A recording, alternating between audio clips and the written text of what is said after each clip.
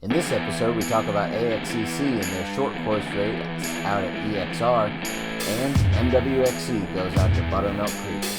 Strap in. Welcome to the race place.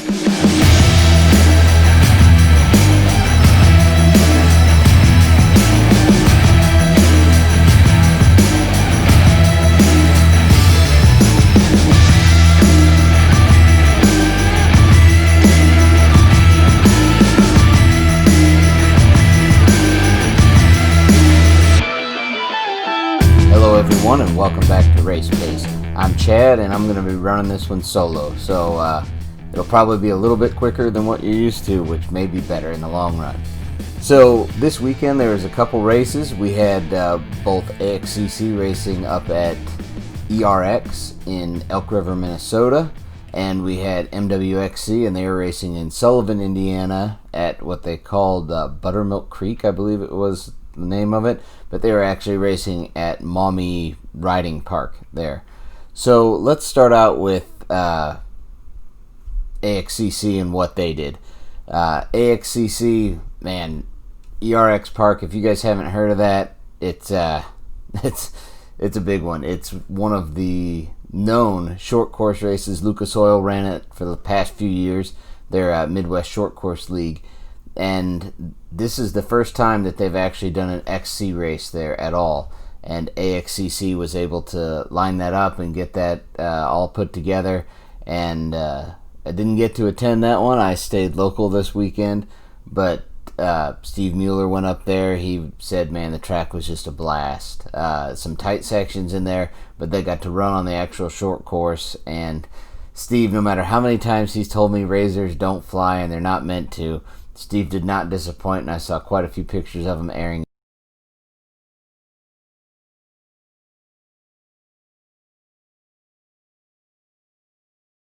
In the overall, Dwight Pollard ended up getting first, and Jack Latrobe was second, and Jason Luberg, I believe is how you pronounce his name. If I got it wrong, I'm sorry. Mitch Langford was fourth, Jason Watt was fifth, and Addison Nibble was 6th, Keith Reed 7th, Chad Deutsch was 8th, and Jared Sheets 9th, Cameron Dickey was 10th. That rounds out your top 10. Some other names to note that we talk about on a pretty regular basis. Matt Rowell, he got 11th. Don't know what happened with him. He fell back there a little. Might not have been his kind of course. He typically runs really well on the tight stuff.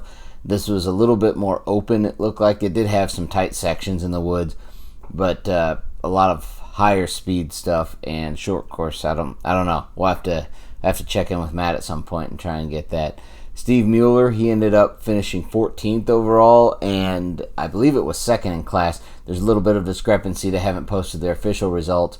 Steve walked out with the second in class plaque, but live scoring is showing him as third, so I'm not sure. We'll have to figure out some more on that. That kind of rounds out some of the top guys, at least in the overall ones we talk about. Jared Sheets ended up winning first in the Pro-Am Turbo, so good for him.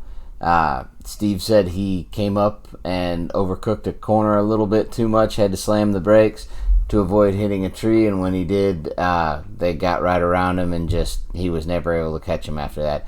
It just burns up time. I understand how it goes.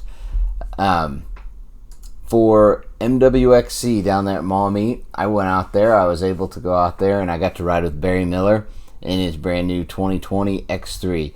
I know I had gotten to ride in it before, but that was at the first IXCR race of the year. We got hit straight away, knocked his power steering out, and that ended our race. We turned a lap, and he fought it the whole way.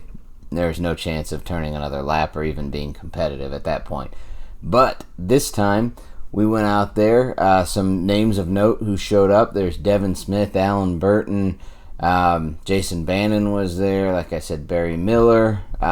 Those are some of the local guys that we kind of talk to on a regular basis, but I'll hit some of the other names too who showed up and how they placed. Some guys that we know and that we run around with. The track, man, that track out there at Maumee, or Buttermilk Creek, whatever you want to call it. It was dusty. There's nothing they can do about that.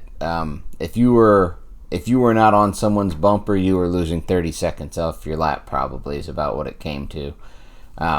Just super dusty. We had no wind at all, so it wasn't pushing the dust off at all. It didn't help us.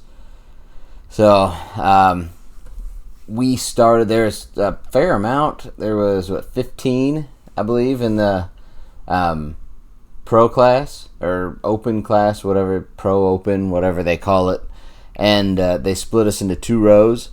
Devin Smith took the whole shot off of row 1, and he held it the whole time, ended up finishing first. John Barnes was second. Aaron Montgomery was third. Aaron finished with a big old flat tire. I guess he flattened it just not too far before the finish, but he knew he was placing well at that point, and he figured he could run it in there and finish out and still get on the podium, and he did, so congrats to him. Brandon Monsell was 4th. David Sauter, he was 5th. Colin Jean 6th.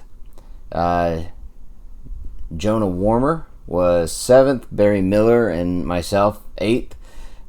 Mike Larson 9th. Ross, I'm sorry, I can't read that. He was 10th. Curtis Boone 11th. Tony Reed 12th. Ralph Lovell 13th. And Austin Renard, he was 14th, and Adam Cottrell, he got a DNF. So, the single-seaters, we had Alan Burton and Jason Bannon, 2 of the guys that we kind of run around with. They were both there. Alan Burton ended up getting first place. He did good. He was going to get the whole shot, but he's got something up with his buggy. He got to just about where the corner was, and it died and shut off on him. So Jason Bannon ended up getting that whole shot, and good for him. But Alan was able to finally just get around him. Second place in the single-seater was Lucas Waymiller, I think is how you pronounce it. Jason Bannon got 3rd. Robert Langford was 4th, and Keith Kelly was 5th. So the track, let's get to that track. We got there, it was hot, it was way hotter than they were telling us it was going to be. The weatherman was telling us it was going to be. And like I said, it was dusty, so very few people got to actually walk the track. We just, got to. We chose not to, it was too hot. So, I'd been on the course before in MWXC when it was round 1, but I didn't know the UTV layout. So I kind of knew the area. I knew most of the trails. I could kind of, once we went around it once, I knew where we needed to go and kind of what some of the hazards and pitfalls of the specific areas were. We took off for RO. Barry got the whole shot, and good job for him. I'll try and throw a little video in here. We were moving along pretty good. Nearly missed the second corner because we shot so fast into the first one. But we hauled it in, and there was enough room for us to slide in there and get in there.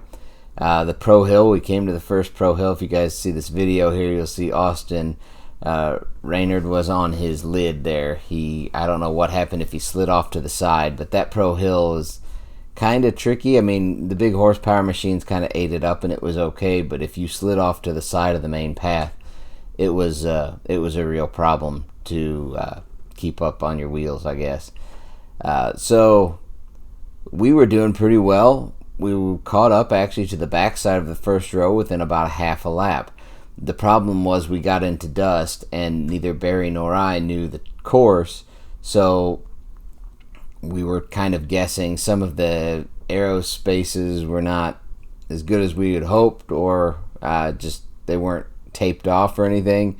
So there's a couple spots where one spot for sure we took a wrong turn, and we had 2 fellow racers who were just following us because they couldn't see either, pull right in behind us. We quickly realized within about 200 feet that we were not on the track anymore, hit the brakes, and they stopped behind us, and they had to back up so we could back up, and that just made it a big time waster.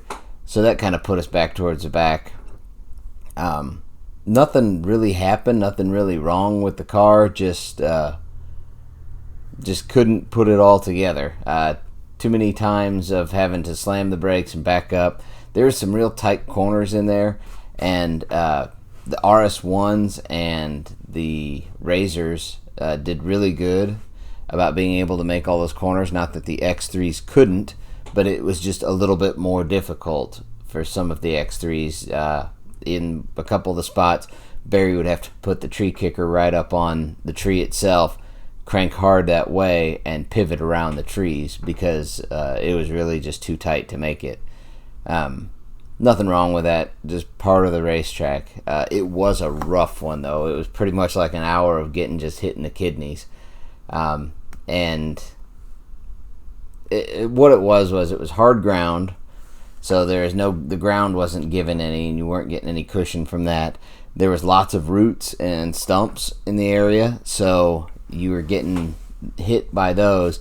And because the ground was hard, but these cars still are high horsepower, it was basically digging shelves and making little shelves and bumps out of all the stuff. So there's another section in towards the back where there's some acceleration whoops, I guess we'll call them, or acceleration bumps.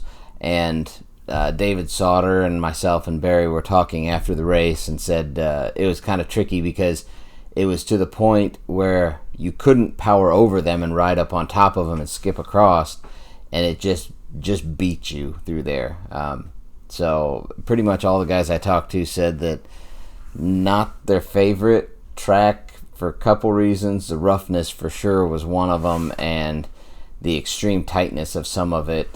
Barry and I actually had a real problem on one particular corner where out of the, what did we turn, 6 laps? Out of the 6 laps we turned, I think we only got that turn right without having to back up 3 times. Or maybe it was only 2.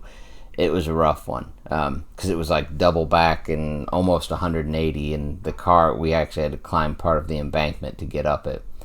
All in all, though, had a good time. It was good to get out there, good to see all the guys. Michael Plank came out. He didn't race. He just came out to kind of support everybody. So good on him, and he was out there on the track and trying to not just help the people that he knew, but, you know, there's a drop kind of area, and he was telling everybody to slow down there so that they didn't overshoot it and hurt their car or wreck their car or anything like that. A few little mishaps. Some people rolled off a ridge, and a guy clipped a nice big stump and ripped a right front A-arm off. So things happen as part of racing, but you know, such is life. So it was, like I said, it's really good to get out there with everybody. One more thing, there was an 800 out there. There was one lone little 800, but you know what? At least he came out and he did his one lap, and then he parked it, I guess. So good for him.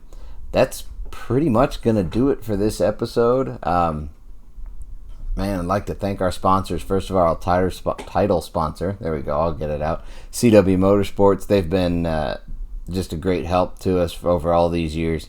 And you guys, if you need anything like rebuilt engines, transmissions, differentials, we say it all the time. They even have the back half cages that are 5 inches lower than factory, and all your factory accessories fit and everything else, and it's all like a quick 20-minute bolt-up thing. It's really a slick product. Also, we want to thank Watch Communications. They host our website and the podcast and everything else. We appreciate that a bunch, guys. Spang's Fab, they make great tree kickers, bumpers, cages. They can do anything from mild to wild with your build. So go ahead and get a hold of Kevin Spangler at Spang's Fab, and he'll get you all fixed up. And 834 Powder Coat, Matt, he is in his new shop. It's called The Buggy Shop there in Terre Haute. He's having a grand opening here in a week or so. It might be next weekend. I'm trying to remember at this point. I'm going to try and make it out there and see him and, you know, support him and what he's doing. But, yeah, if you guys need powder coat or Cerakote for any of your toys, he can take care of you on that. He does it all. So, good guy, too.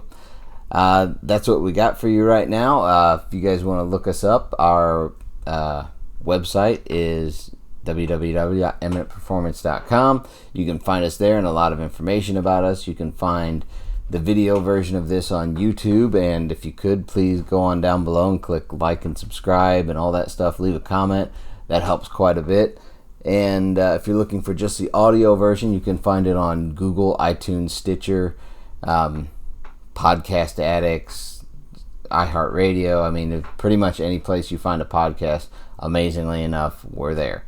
So that's what we got for you guys this week. Their racing season's kind of opening up. Stuff's starting to come. So we're going to get some more racing reports, and it's not going to be just, us trying to fill time. There's actually racing to talk about, and it's good. Short course stuff is going to open up here in a few weeks. That'll be good. There's some other grumblings about stuff going on with that, so that'll be nice. There's some more tracks maybe going to open up. So, yeah.